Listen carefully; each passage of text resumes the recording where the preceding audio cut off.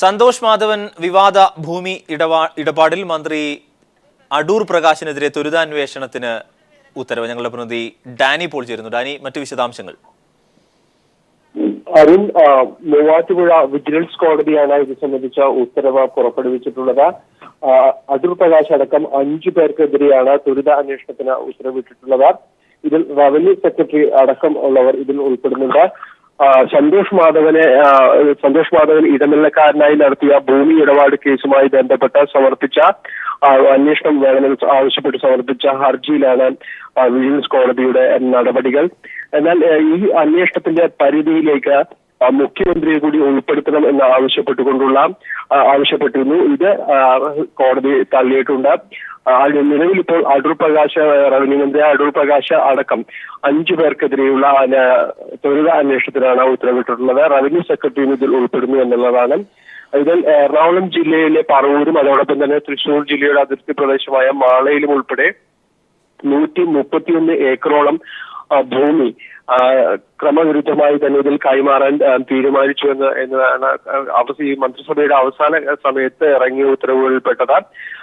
ഇതിൽ ബാംഗ്ലൂർ ആസ്ഥാനമായ ഒരു കമ്പനിക്ക് സന്തോഷ് മാധവൻ ഇടനിലക്കാരനായി നിന്നുകൊണ്ട് തണ്ണീർത്തടങ്ങൾ ഉൾപ്പെടെയുള്ള ഒരു പ്രദേശം കൈമാറ്റം ചെയ്യുകയും പിന്നീട് എന്നാൽ ഇത് സർക്കാർ ഏറ്റെടുക്കുകയും ചെയ്തിരുന്നു. ഈ സർക്കാർ ഏറ്റെടുക്കുന്ന നടപടി റദ്ദു ചെയ്തുകൊണ്ട് ഈ അവസാന നാളുകളിൽ ഉടമകൾ, അതായത് സന്തോഷ് മാധവൻ അടക്കമുള്ളവർക്ക് ഈ ഭൂമി ക്രയവിക്രയത്തിനായി വിട്ടുകൊടുക്കുന്ന രീതിയിലുള്ള ഉത്തരവാണ് ഇറങ്ങിയത്.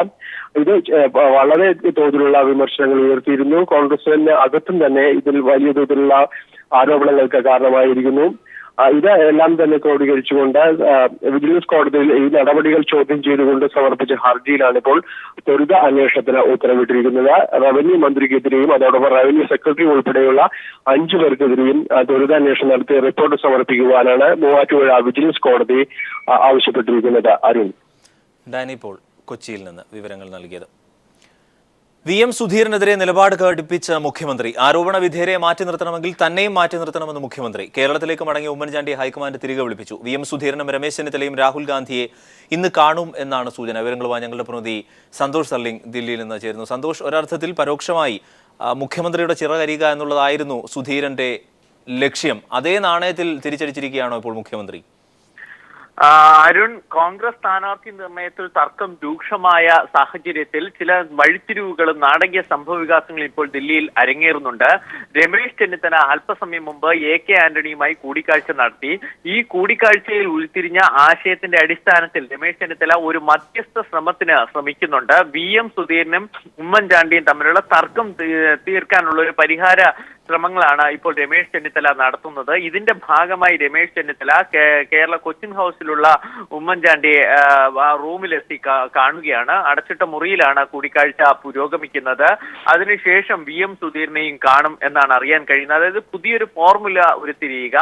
ഏപ്രിൽ 1-ാം തീയതി, അതായത് മറ്റന്നാൾ വീണ്ടും സ്ക്രീനിംഗ് കമ്മിറ്റി യോഗം വരുന്നുണ്ട്. അതിനു മുമ്പ് ഈ തർക്കം പരിഹരിക്കാനാണ് ഇത്തരത്തിൽ ചർച്ച നടക്കുന്നത്. ഇതിനിടയിൽ തന്നെ രാവിലോടുകൂടി ഉമ്മൻചാണ്ടി മുഗൾ വാസ്നിക്കുമായും ഗുലാം നബി ആസാദുമായി ചർച്ച നടത്തിയിരുന്നു. ഈ ചർച്ചയിൽ തന്റെ നിലപാടിൽ ഉറച്ചു നിൽക്കുന്ന ഉമ്മൻചാണ്ടി അറിയിച്ചു. മാത്രമല്ല, നിലപാട് കടുപ്പിച്ചുകൊണ്ട് അദ്ദേഹം അറിയിച്ചത് K ബാബുവിനെയും KC ജോസഫിനെയും അടൂർ പ്രകാശിനെയും വീണ്ടും മത്സരിപ്പിച്ചില്ല എങ്കിൽ താൻ തന്നെ ആ സ്ഥാനത്ത് നിന്ന് മാറി നിൽക്കും എന്നാണ് വ്യക്തമാക്കിയത്. അത്തരത്തിൽ നിലപാട് ഉമ്മൻചാണ്ടി കടുപ്പിച്ചിട്ടുണ്ട്.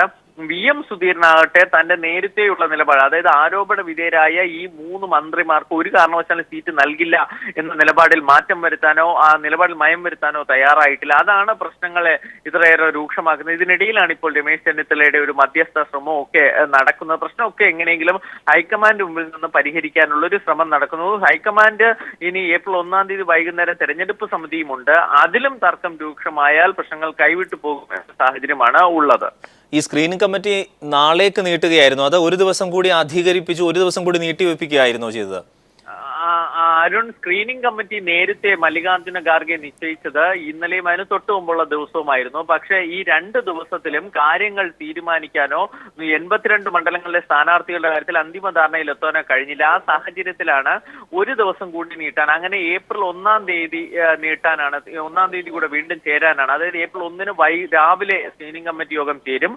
അതിനുശേഷം സ്ക്രീനിംഗ് കമ്മിറ്റി ഒരു പാനൽ തയ്യാറാക്കി വൈകുന്നേരത്തെ തെരഞ്ഞെടുപ്പ് സമിതിക്ക് കൈമാറുക. തെരഞ്ഞെടുപ്പ് സമിതിയിൽ സോണിയാഗാന്ധി, രാഹുൽ ഗാന്ധി, AK ഉൾപ്പെടുന്നു. ഇവർ ഇക്കാര്യത്തിൽ ഒരു അന്തിമ തീരുമാനമെടുത്ത് തെരഞ്ഞെടുപ്പ് ലിസ്റ്റ് പ്രഖ്യാപിക്കുക. ഇതാണ് ഇപ്പോഴത്തെ ഒരു അജണ്ട. പക്ഷേ ഈ സ്ക്രീനിംഗ് കമ്മിറ്റി യോഗം തന്നെ ഒരു പാനൽ തെരഞ്ഞെടുപ്പ് സമിതിക്ക് നൽകാൻ ഉള്ള ഒരു പാനൽ തയ്യാറാക്കാൻ പോലും കഴിയുന്നില്ല. അതിൽ കേരള നേതാക്കൾ ഇക്കാര്യത്തിൽ 2 ഗ്രൂപ്പുകളിൽ നിന്നുള്ള പരക്കെയുള്ള അടി തന്നെ ഉണ്ടാകും. അരുൺ. സന്തോഷ് എസ് ദില്ലിയിൽ നിന്ന് ഞങ്ങളുടെ പ്രതിനിധി വിവരങ്ങൾ നൽകിയത്. CPIM സ്ഥാനാർത്ഥി പട്ടിക ഔദ്യോഗികമായി ഇന്ന് പ്രഖ്യാപിക്കും. കൺവീനർ വൈക്കം വിശ്വനാണ് പട്ടിക പ്രഖ്യാപിക്കുക. സ്ഥാനാർത്ഥികളെ പ്രഖ്യാപിക്കുന്നതോടെ LDFന്റെ പ്രചാരണ പ്രവർത്തനങ്ങൾക്കും തുടക്കം കുറിക്കും. CPIM 92 സീറ്റുകളിലാണ് മത്സരിക്കുക. CPI 27 സീറ്റുകളിലും ജനതാദൾ S 5 സീറ്റിലും NCP, DKC എന്നീ പാർട്ടികൾ 4 വീതം സീറ്റുകളിലും INL 3 സീറ്റിലും മറ്റു പാർട്ടികൾ ഓരോ സീറ്റിലുമാണ് മത്സരിക്കുന്നത്.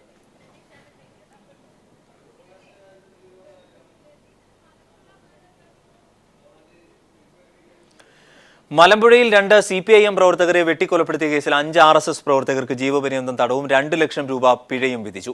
പാലക്കാട് അഡീഷണൽ സെഷൻസ് കോടതിയുടേതാണ് വിധി. 2007-ലാണ് CPIM പ്രവർത്തകരായ ഗോപാലകൃഷ്ണൻ, രവീന്ദ്രൻ എന്നിവർ കൊല്ലപ്പെട്ടത്. വിവരങ്ങളുമായി ഞങ്ങളുടെ പ്രതിനിധി AK ലതീഷ് ചേരുന്നു. പാലക്കാട് നിന്ന് ലതീഷ്, മറ്റു വിവരങ്ങൾ കൂടി. അരുൺ, കോടതി കുറ്റക്കാരാണെന്ന് കണ്ടെത്തിയ RSS പ്രവർത്തകരായ മണികണ്ഠൻ, രാജേഷ്, മുരുകദാസൻ, സുരേഷ്, ഗിരീഷ് എന്നിവർക്കാണ് ജീവപര്യന്തം തടവും 2 ലക്ഷം രൂപ വീതം പിഴയും ശിക്ഷ ഇപ്പോൾ വിധിച്ചിരിക്കുന്നത്. പാലക്കാട് ജില്ലാ അഡീഷണൽ സെഷൻസ് കോടതി 2 ഇവരുടെ ശിക്ഷ വിധിച്ചത്. പിഴ അടച്ചില്ലെങ്കിൽ 3 വർഷം അധിക തടവ് കൂടി ഇവർ അനുഭവിക്കണം. പിഴ സംഖ്യയിൽ നിന്ന് 4 ലക്ഷം വീതം കൊല്ലപ്പെട്ട ഗോപാലകൃഷ്ണൻ, രവീന്ദ്രൻ എന്നിവരുടെ കുടുംബത്തിന് നൽകണമെന്നും വിധിയിൽ പറയുന്നുണ്ട്. വിധി സ്വാഗതാർഹമാണ് അല്ലെങ്കിൽ ആശ്വാസകരമാണ് എന്നുള്ള പ്രതികരണമാണ് സ്പെഷ്യൽ പബ്ലിക് പ്രോസിക്യൂട്ടർ വിനോദ് കൈനാട്ടിൽ നിന്നും ഉണ്ടായത്. 2 പേരെ കഴിഞ്ഞ ദിവസം കോടതി വെറുതെ വിട്ടിരുന്നു. ഇവരെ കൂടി ഗൂഢാലോചന കേസിൽ ഉൾപ്പെടുത്തി AK ലതീഷ് വിവരങ്ങൾ നൽകിയത് പാലക്കാട് നിന്ന്.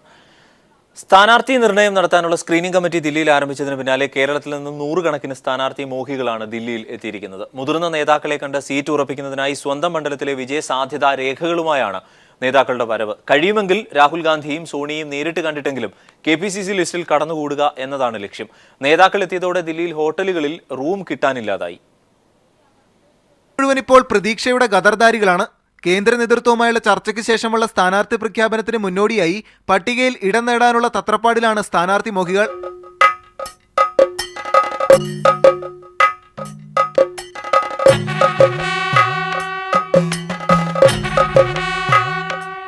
സ്വന്തം കീശയിൽ നിന്ന് കാശുമുടക്കി ഫ്ലൈറ്റിലെത്തി ഉമ്മൻചാണ്ടിയെയും സുധീറിനെയും ചെന്നിത്തലയും മാറി മാറി കയറിയിറങ്ങി കാണുകയാണ് നേതാക്കൾ. കളിക്കല്ലേ, നാളത്തെ നിയമസഭാ സാമാജികരാണേ. അതിന് നേതൃത്വത്തിന് നൽകാൻ ഒരു ഉപദേശവും റെഡി. ജനങ്ങൾ ആഗ്രഹിക്കുന്ന വിധത്തിലുള്ള സ്ഥാനാർത്ഥികളെ അവതരിപ്പിക്കാൻ കോൺഗ്രസിന് കഴിഞ്ഞാൽ നിശ്ചയമായും കേരളത്തിൽ ഒരു ഭരണ തുടർച്ച ഉണ്ടാകും. കേരളത്തിലെ കോൺഗ്രസ് അംഗത്തുള്ള യുവാക്കളെല്ലാവരും ആഗ്രഹിക്കുന്നത് അങ്ങനെ ഒരു സ്ഥാനാർത്ഥി നിർണയമാണ്. കൂട്ടത്തിൽ കേരള ഹൗസിലെ VM സുധീറിന്റെ മുറിക്ക് മുന്നിലാണ് ഏറ്റവും വലിയ ക്യൂ. അധ്യക്ഷന്റെ വാക്കിൽ പ്രതീക്ഷ കൂട്ടി മറ്റു നേതാക്കളുടെ അടുത്തേക്ക്. അല്ല നേതാവേ, പ്രസിഡന്റ് എന്തു പറഞ്ഞു? സ്ഥാനാർത്ഥി ലിസ്റ്റ് പൂർണ്ണമായിട്ടും തയ്യാറായി കഴിഞ്ഞിട്ടില്ല. അതിൽ പല സ്ഥാനാർത്ഥികളുണ്ട്.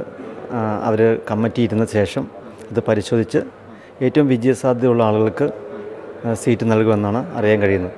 ഓരോ മണ്ഡലങ്ങളിലും സ്വന്തം വിജയസാധ്യത നിർണ്ണയിക്കുന്ന രേഖകളുമായാണ് കൂടിക്കാഴ്ച. കഴിയുമെങ്കിൽ രാഹുൽ ഗാന്ധിയെയും സോണിയയും ഒന്ന് നേരിട്ട് കണ്ടാൽ കൊള്ളാമെന്നുണ്ട്. 140 മണ്ഡലങ്ങളിലെ 82 സീറ്റിലേക്കായി 200-ൽ പരം നേതാക്കളാണ് ഒരേ സ്വപ്നവുമായി പരക്കം പായുന്നത്. ചർച്ച ചെയ്താലും കുളമാകും, ചർച്ച ചെയ്തില്ലെങ്കിൽ അതിനേക്കാൾ പ്രശ്നമെന്ന അവസ്ഥ. Manushankar, news bureau, Dilli. വർക്കലയിൽ പ്രഭാത സവാരിക്കാരനെ വെട്ടി കൊലപ്പെടുത്തിയ കേസിൽ 7 DHRM പ്രവർത്തകർ കുറ്റക്കാർ. 6 പേരെ കോടതി വെറുതെ വിട്ടു. ഞങ്ങളുടെ പ്രതിനിധി ഷീജ തിരുവനന്തപുരത്ത് നിന്ന് ചേരുന്നു. ഷീജ, എന്താണ് ശിക്ഷാവിധി? എപ്പോഴാണ് ശിക്ഷാവിധി ഉണ്ടാവുക? അരുൺ, ഈ 7 പ്രതികൾക്കെതിരെയുമുള്ള ശിക്ഷ നാളെ മാത്രമാകും കോടതി വിധിക്കുക. ഇന്നിപ്പോൾ കേസിൽ 7 പ്രതികളെയാണ് കുറ്റക്കാരായി തിരുവനന്തപുരം 2ാം അഡീഷണൽ സെഷൻസ് കോടതി കണ്ടെത്തിയിരിക്കുന്നത്. കേസിൽ 6 പേരെ തെളിവുകളുടെ അഭാവത്തിൽ വെറുതെ വിടുകയും ചെയ്തു. കുറ്റക്കാരായി കണ്ടെത്തിയ പ്രതികൾ എന്ന് പറയുന്നത് 1-ാം പ്രതി ദാസ്, അതോടൊപ്പം തന്നെ 3-ാം പ്രതി ജയൻ, മധു, 5-ാം പ്രതി സുനിൽ 7-ാം പ്രതി സ്തുതി, 10-ാം പ്രതി സുനിൽ, 16-ാം പ്രതി DH റംബെ, സംസ്ഥാന നേതാവ് കൂടിയായിട്ടുള്ള സെൽവരാജ് എന്നിവരെയാണ് കുറ്റക്കാരായി കണ്ടെത്തിയിരിക്കുന്നത്. കൊലപാതകം, ഗൂഢാലോചന, തെളിവ് നശിപ്പിക്കൽ, അതോടൊപ്പം തന്നെ സമൂഹത്തിൽ അസ്വസ്ഥത വളർത്തൽ എന്നീ കുറ്റങ്ങളാണ് ഇവർക്കെതിരെ തെളിഞ്ഞിരിക്കുന്നത്. ഇതിൽ 6 പേരെ വെറുതെ വിടുകയും ചെയ്തു. വെറുതെ വിട്ട പ്രതികൾ അശോകൻ, സുരേഷ്, സുഭാഷ്, ചന്ദ്രശേഖരൻ, ബിജു, പ്രഫുല്ലകുമാർ എന്നിവരെയാണ് വെറുതെ വിട്ടിരിക്കുന്നത്.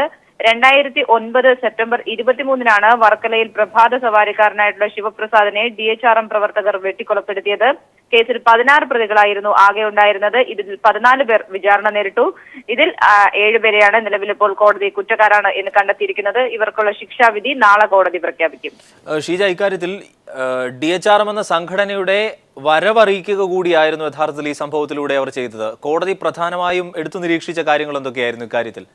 കോടതി ഈ വിഷയത്തിൽ പ്രധാനമായും നിരീക്ഷിച്ചത് ഇവർ സമൂഹത്തിൽ അസ്വസ്ഥത വളർത്താൻ ശ്രമിച്ചു എന്നുള്ളത് ഒരു വലിയ കുറ്റമായി തന്നെ കോടതി എടുത്തു കാട്ടുന്നുണ്ട്. അതോടൊപ്പം തന്നെ ഇവർക്കെതിരെ കേസന്വേഷിച്ച പോലീസ് കണ്ടെത്തിയിരുന്നതും DHRM എന്നൊരു സംഘടനയുടെ സാന്നിധ്യം ഉറപ്പിക്കൽ തന്നെയായിരുന്നു ഈ കൊലപാതകത്തിലൂടെ ഇവർ ലക്ഷ്യം വെച്ചത് എന്നും കേസിൽ കുറ്റപത്രത്തിൽ പറയുന്നു. അതോടൊപ്പം തന്നെ കേസിൽ നിർണായകമായത് 2 മൊഴികളാണ്. ഈ വർക്കലയിലെ ശിവപ്രസാദിനെ കൊലപ്പെടുത്തിയതിനു പുറമെ അവിടുത്തെ ഒരു ചായക്കടക്കാരനായിട്ടുള്ള അശോകനെയും കൊലപ്പെടുത്താൻ ശ്രമിച്ചിരുന്നു. എന്നാൽ അശോകൻ രക്ഷപ്പെട്ടിരുന്നു പരിക്കുകളോടെ. അതോടൊപ്പം തന്നെ ശിവപ്രസാദിന്റെ ഭാര്യ, ഇവരുടെ 2 പേരുടെ നിർണായക മൊഴികളാണ് കേസിൽ വഴിത്തിരിവായതെന്നും കുറ്റപത്രത്തിൽ പറയുന്നു. ഷീജ തിരുവനന്തപുരത്ത് നിന്ന് വിവരങ്ങൾ നൽകിയത്. കോടിയേരി ബാലകൃഷ്ണൻ തൃശൂർ അതിരൂപതാ ബിഷപ്പുമായി കൂടിക്കാഴ്ച നടത്തി. മാർ ആൻഡ്രൂസ് താഴത്തുമായി തൃശൂർ ബിഷപ്പ് ഹൗസിലാണ് കൂടിക്കാഴ്ച നടത്തിയത്. വിവരങ്ങളുമായി ഞങ്ങളുടെ പ്രതിനിധി ദിൽജിത്ത് ചേരുന്നുണ്ട്. ദിൽജിത്ത്, എപ്പോഴായിരുന്നു കൂടിക്കാഴ്ച? മറ്റു വിവരങ്ങൾ? അരുൺ, ഇന്ന് രാവിലെയോടെയാണ് CPM സംസ്ഥാന സെക്രട്ടറി കോടിയേരി ബാലകൃഷ്ണൻ CPM ജില്ലാ നേതാക്കൾക്കൊപ്പം തൃശൂർ ബിഷപ്പ് ഹൗസിലെത്തി ബിഷപ്പ് മാർ ആൻഡ്രൂസ് താഴത്തുമായി കൂടിക്കാഴ്ച നടത്തിയത്. കൂടിക്കാഴ്ചയ്ക്ക് ശേഷം സൗഹൃദ സംഭാഷണം മാത്രമാണ് നടന്നതെന്നായിരുന്നു കോടിയേരി ബാലകൃഷ്ണൻ പ്രതികരിച്ചത്. എന്നാൽ കൂടിക്കാഴ്ചയ്ക്ക് തൊട്ടു പിന്നാലെ തൃശൂർ അതിരൂപത കോൺഗ്രസിനെതിരെ ആഞ്ഞടിച്ച് രംഗത്തെത്തുകയായിരുന്നു. പത്രക്കുറിപ്പിലൂടെയാണ് ഇത്തരത്തിൽ കോൺഗ്രസിനെതിരെ തങ്ങളുടെ നിലപാട് വ്യക്തമാക്കിക്കൊണ്ട് തൃശൂർ അതിരൂപത രംഗത്തെത്തിയത്. സ്ഥിരമായി കോൺഗ്രസ് സ്ഥാനാർത്ഥികളെ ജയിപ്പിക്കാൻ തങ്ങൾ മുന്നിട്ടിറങ്ങിയത് കഴിവുകേടായി കാണരുത് എന്നാണ് തൃശൂർ അതിരൂപത രൂക്ഷമായി വിമർശിക്കുന്നത്. ഇരു മുന്നണികളും കത്തോലിക്കരെ UDF മുന്നണി എല്ലാ കാലത്തും കത്തോലിക്കരെ അധികാര ശ്രേണിയിലേക്ക് ഉയർത്തുന്നതിൽ നിന്ന് തഴയുന്നു എന്നതാണ് ഏറ്റവും പ്രധാനപ്പെട്ട ആരോപണം. അതുകൊണ്ട് തന്നെ വർഗീയമായിട്ടുള്ള അവഹേളനം തങ്ങൾക്ക് കോൺഗ്രസിന്റെ ഭാഗത്തു നിന്ന് ഉണ്ടാകുന്നു എന്നൊരു താക്കീതും ഇപ്പോൾ വാർത്താക്കുറിപ്പിലൂടെ സഭ മുന്നോട്ട് വയ്ക്കുന്നുണ്ട്. തിരഞ്ഞെടുപ്പ് അടുത്ത ഘട്ടത്തിൽ ഇത്തരത്തിലൊരു പ്രതികരണം സഭയുടെ ഭാഗത്തു നിന്ന് ഉണ്ടായത് ജില്ലയിലെ ദിൽജിത്ത്, ഒരു കാര്യം, കാരണം ഈ കഴിഞ്ഞ തദ്ദേശ സ്വയംഭരണ തെരഞ്ഞെടുപ്പിന് ശേഷം തന്നെ കൃത്യമായ മുന്നറിയിപ്പ് സഭ ഇവർക്ക് നൽകിയിരുന്നു. കോൺഗ്രസ്, അതായത് സഭയെ ചവിട്ടി താഴ്ത്താൻ ശ്രമിക്കുന്ന മാടമ്പിമാരെ നിലയ്ക്ക് നിർത്തിയില്ലെങ്കിൽ വരുന്ന ലോക്സഭാ തെരഞ്ഞെടുപ്പിൽ, അതായത് ഈ ലോക്സഭാ തെരഞ്ഞെടുപ്പിൽ തൃശ്ശൂരിലും പരിസര പ്രദേശങ്ങളിലും കൃത്യമായ സന്ദേശം നൽകും എന്നവർ നേരത്തെ തന്നെ അവരുടെ മുഖലേഖനത്തിലൂടെ പറഞ്ഞിരുന്നതാണ്. PC ചാക്കോയ്ക്ക് തൃശ്ശൂരിൽ നിന്ന് പലായനം ചെയ്യേണ്ടി വന്നതും ധനപാലന്റെയും അവസ്ഥ കൃത്യമായി ഓർമ്മയുണ്ടല്ലോ എന്ന് പറഞ്ഞിരുന്നതാണ്. ഇതാകെ ഒരു അസ്വസ്ഥത പടർത്തിയിട്ടുണ്ടോ നിലവിൽ കോൺഗ്രസ് നേതൃത്വത്തിൽ, വിശേഷിച്ച തൃശ്ശൂരിൽ? തീർച്ചയായും അരുൺ, ഈ തദ്ദേശ സ്വയംഭരണ തെരഞ്ഞെടുപ്പിൽ കോർപ്പറേഷനിൽ സ്ഥാനാർത്ഥികളായിരുന്ന ക്രൈസ്തവ സഭ അംഗങ്ങളെ തോൽപ്പിക്കുന്നതിനായി കോൺഗ്രസും പ്രത്യേകിച്ച് UDF നേതൃത്വവും പരിശ്രമിച്ചു എന്നതായിരുന്നു സഭാ നേതൃത്വത്തെ ഇത്ര വലിയ അതിർത്തിയിലേക്ക് തള്ളിവിട്ടതിന് പ്രധാന കാരണം. ആ സമയത്ത് തന്നെ സഭ കോൺഗ്രസിന് മുന്നറിയിപ്പ് നൽകിയിരുന്നു. എന്നാൽ തുടർന്നും ഇതേ അവഗണന തുടരുന്നു. ഇപ്പോഴും സ്ഥാനാർത്ഥി നിർണയത്തിലും കത്തോലിക്ക സഭ അംഗങ്ങളെ സ്ഥാനാർത്ഥിയാക്കുന്നത് അല്ലെങ്കിൽ പരിഗണിക്കുന്നത് അവഗണന കാണിക്കുന്നു. ഈ കോൺഗ്രസിൽ ഉണ്ടായിരുന്ന ചില ശക്തികൾ വർഗീയ അവഗണനയാണ് കത്തോലിക്ക സഭയോട് കാണിക്കുന്നത്. ഈ ഒരു നിലപാട് തുടർന്നാൽ തീർച്ചയായും തിരിച്ചടി ഉണ്ടാവും എന്ന നിയമസഭാ തെരഞ്ഞെടുപ്പിലും തിരിച്ചടി ഉണ്ടാവുമെന്ന സൂചനയാണ് ഇപ്പോൾ വന്നിട്ടുള്ളത്. ഏതായാലും ഇപ്പോൾ മുമ്പ് തൃശ്ശൂരിൽ ഉണ്ടായിരുന്ന കോൺഗ്രസിന്റെ I ഗ്രൂപ്പിലെ മുതിർന്ന നേതാക്കൾ ഉൾപ്പെടെയുള്ള ആളുകൾ സഭയുമായി തെറ്റിയിരുന്നു. ഇവർക്കെതിരെയുള്ള അഭിപ്രായ വ്യത്യാസങ്ങൾ, ഇവർക്കെതിരെയുള്ള വികാരങ്ങൾ സഭ പരസ്യമായി തന്നെ പറഞ്ഞുകൊണ്ട് രംഗത്തെത്തുന്ന ഒരു സാഹചര്യം ഉണ്ടായിരുന്നു. കോൺഗ്രസ് സ്ഥാനാർത്ഥി നിർണയം അവസാന ഘട്ടത്തിലേക്ക് നീങ്ങിക്കൊണ്ടിരിക്കുന്ന ഒരു സമയത്ത് തന്നെ ഇത്തരത്തിൽ സഭ ഒരു പരസ്യ പ്രതികരണത്തിലേക്ക് വരുന്നത് ഇത്തരത്തിൽ ജില്ലയിലെ UDF സ്ഥാനാർത്ഥികളുടെ നില പരിഗണനയിലാക്കിയിട്ട് അരുൺ. ദിൽജിത്ത് CG വിവരങ്ങൾ നൽകിയത് തൃശൂരിൽ നിന്ന്. CPIM പോളിറ്റ് ബ്യൂറോ അംഗം പിണറായി വിജയൻ ധർമ്മടത്ത് തെരഞ്ഞെടുപ്പ് പ്രചാരണം തുടങ്ങി. കമ്മ്യൂണിസ്റ്റ് പാർട്ടി രൂപീകരണ യോഗം നടന്ന പിണറായി പാറപ്പുറത്ത് വെച്ചാണ് പ്രചാരണ പ്രവർത്തനങ്ങൾ തുടങ്ങിയത്. മണ്ഡലത്തിലെ കുടുംബയോഗങ്ങളിലും പ്രാദേശിക പൊതുയോഗങ്ങളിലും പിണറായി സംബന്ധിച്ചു. PV ജോഷില കണ്ണൂരിൽ നിന്ന്. ജോഷില, മറ്റു വിവരങ്ങൾ കൂടി. അരുൺ, CPIM പോളിറ്റ് ബ്യൂറോ അംഗം പിണറായി വിജയൻ അദ്ദേഹത്തിന്റെ ജന്മനാടായ ധർമ്മടത്ത് പ്രചരണം ആരംഭിച്ചിരിക്കുന്നു. ഇന്ന് രാവിലെ 10 മണി മുതലാണ് പ്രചരണം ആരംഭിച്ചിരിക്കുന്നത്. കമ്മ്യൂണിസ്റ്റ് പാർട്ടി രൂപീകരണ സമ്മേളന യോഗം നടന്ന പാറപ്പുറത്തെ സ്മൃതി മണ്ഡപത്തിൽ പുഷ്പാർച്ചനയ്ക്ക് ശേഷമാണ് അദ്ദേഹം കുടുംബയോഗങ്ങൾ പങ്കെടുക്കാനെത്തിയത്. ഓരോ കുടുംബയോഗത്തിലും പിണറായി വിജയൻ മത്സരിക്കുന്നു എന്നുള്ളതിന്റെ ആവേശത്തിലാണ് ജനങ്ങൾ. അദ്ദേഹം ഓരോ ജനങ്ങളെയും, അതായത് അവശരും ആലംബഹീനരുമായവരെ, അതുപോലെ തന്നെ ഓരോ മണ്ഡലത്തിലുമുള്ള എല്ലാവരെയും കണ്ടുകൊണ്ടിരിക്കുകയാണ്. ഇപ്പോൾ അദ്ദേഹം 136-ാം വാർഡിൽ അദ്ദേഹം വോട്ട് ചെയ്യുന്ന 136-ാം വാർഡിലാണ് അദ്ദേഹം ഇപ്പോൾ സംസാരിച്ചു കൊണ്ടിരിക്കുന്നത്. ഓരോ കുടുംബയോഗത്തിലും നൂറുകണക്കിന് ആളുകളാണ് പങ്കെടുത്തുകൊണ്ടിരിക്കുന്നത്. അതിന്റെ ആവേശത്തിലാണ് ജനങ്ങൾ. നമുക്ക് ആ മണ്ഡലത്തിലെ ജനങ്ങളോട് തന്നെ അദ്ദേഹം മത്സരിക്കുന്നതിന്റെ ഒരു ആവേശം അത് ജനങ്ങളോട് തന്നെ നമുക്ക് ചോദിക്കാം. CPIM പോളിറ്റ് ബ്യൂറോ അംഗം അദ്ദേഹത്തിന്റെ ജന്മനാട്ടിലാണ് മത്സരിക്കുന്നത്. ഇതിനുള്ള ഒരു അതിനെങ്ങനെയാണ് നിങ്ങൾ നോക്കിക്കാണുന്നത്? ജന്മനാടായിട്ടുള്ള ഈ പിണറായി പാറപ്പുറത്ത് വിജയേട്ടൻ 5 ബൂത്തുകളിലാണ് ഇപ്പോൾ സന്ദർശനം നടത്തിയിട്ടുള്ളത്. ബൂത്തുകളിൽ സാധാരണ പ്രവർത്തകന്മാരെ, ഇടതുപക്ഷ ജനാധിപത്യ മുന്നണിയുടെ പ്രവർത്തകന്മാരെ കാണും എന്നാണ് നേരത്തെ പറഞ്ഞത്. പക്ഷേ ഈ സ്വീകരണ കേന്ദ്രങ്ങളെല്ലാം പ്രവർത്തകന്മാർക്ക് പുറമെ ആവാലവൃദ്ധം ജനങ്ങളും പങ്കെടുക്കുന്ന ഒരു നിലയാണ് കാണുന്നത്. അതുകൊണ്ട് തന്നെ വൻ ഭൂരിപക്ഷത്തോടു കൂടിയാണ്, കഴിഞ്ഞ കാലങ്ങളിൽ വ്യത്യസ്തമായി വൻ ഭൂരിപക്ഷത്തോടു കൂടി പിണറായി വിജയേട്ടൻ വിജയിക്കും എന്നുള്ളതാണ് ഞങ്ങൾക്കെല്ലാം ഈ സ്വീകരണ പരിപാടിയിലൂടെ മനസ്സിലാക്കാൻ പറ്റുന്ന ഒരു കാര്യം. ജന്മനാട്ടിൽ മത്സരിക്കുന്നു, അതിന്റെ ഒരു ആവേശം എങ്ങനെയാണ്? തീർച്ചയായും ഈ ഗവൺമെന്റിനോടുള്ള രാഷ്ട്രീയമായ എതിർപ്പിനപ്പുറത്ത് നമ്മുടെ രാജ്യത്തെ ഇടതുപക്ഷ ജനാധിപത്യ മതേതര ശക്തികളെ വളർത്തുന്നതിന് വേണ്ടി അക്ഷീണം പ്രവർത്തിക്കുന്ന സഖാവ് പിണറായിയുടെ ഈ മണ്ഡലത്തിലുള്ള തെരഞ്ഞെടുപ്പിനുള്ള നാമനിർദ്ദേശ പത്രിക തീരുമാനിച്ചു എന്നുള്ളത് തന്നെ ഈ നാട് ആവേശപൂർവ്വം ഏറ്റെടുക്കുന്ന ഒരു വിഷയമാണ്.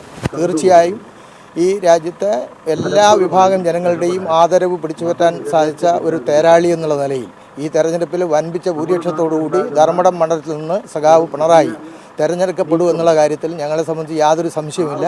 അക്ഷീണമായ പ്രവർത്തനം ഈ മേഖലയിൽ ആരംഭിച്ചിരിക്കുന്നു എന്നാണ് പറയാനുള്ളത്. അരുൺ, ഇതുപോലെ എല്ലാ സ്ഥലങ്ങളിലും പ്രചരണ ബോർഡുകൾ ഉയർന്നു കഴിഞ്ഞു. ധർമ്മടത്ത് വൻ ആവേശത്തിലാണ് ജനങ്ങൾ എന്ന് വേണം പറയാൻ. പിണറായി വിജയൻ നേരത്തെ വിദ്യുത് ശക്തി മന്ത്രിയായിരിക്കുമ്പോൾ തന്നെ എതിരാളികളടക്കം സംബന്ധിച്ചു വന്ന ഒരു മന്ത്രി, അതായത് ഏറ്റവും നല്ല മന്ത്രി എന്നുള്ള പേര് നേടിയിരുന്നു. അതിന്റെ ഒരു ആവേശം കൂടി ജനങ്ങൾക്കുണ്ട്. അതുകൊണ്ട് തന്നെ സ്വന്തം മണ്ഡലത്തിൽ മത്സരിക്കുമ്പോൾ അത് ഏറ്റവും കൂടുതൽ ഭൂരിപക്ഷത്തിൽ അദ്ദേഹത്തെ വിജയിപ്പിക്കണം എന്നുള്ള ഒരു ആവേശത്തിലാണ് പ്രവർത്തകരും നാട്ടുകാരും.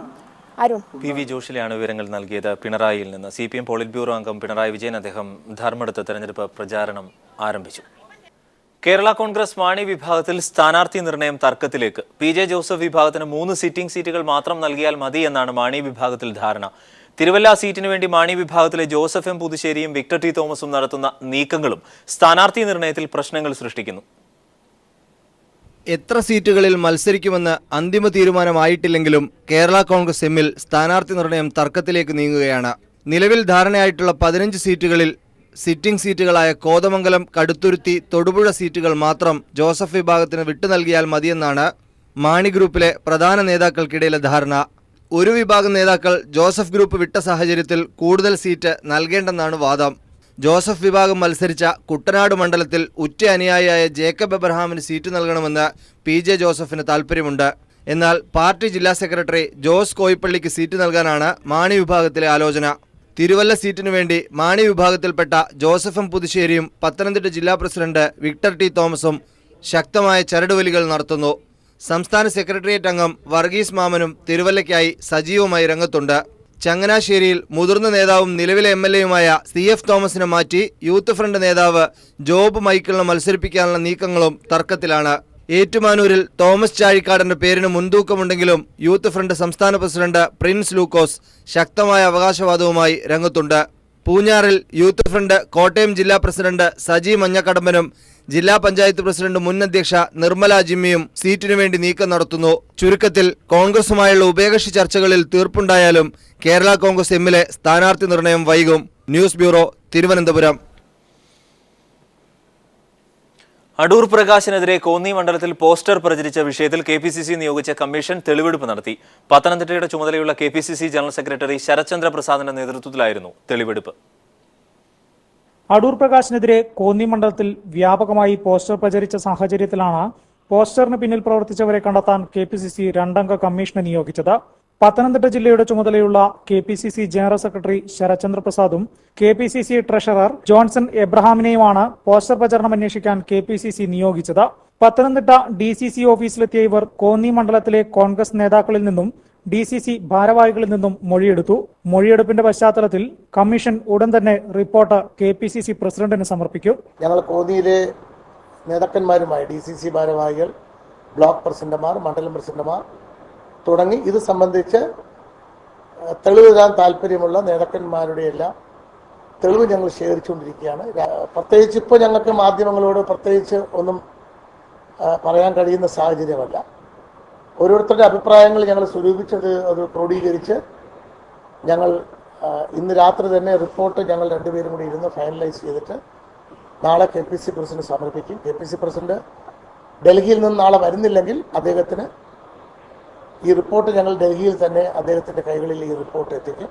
കഴിഞ്ഞ കുറച്ചു ദിവസങ്ങൾക്ക് മുമ്പായിരുന്നു അടൂർ പ്രകാശിനെതിരെ കോന്നിയുടെ വിവിധ ഭാഗങ്ങളിൽ പോസ്റ്റർ പ്രചരിച്ചത്. KPCC പ്രസിഡന്റിന് വേണ്ടാത്ത തട്ടിപ്പ് വീരനെ കോന്നിക്ക് വേണ്ടെന്നും മറ്റുമൊക്കെയായിരുന്നു പോസ്റ്ററിൽ പരാമർശമുണ്ടായിരുന്നത്. സേവ് കോൺഗ്രസ് എന്ന പേരിലായിരുന്നു പോസ്റ്ററുകൾ. News bureau, Pathanamthitta.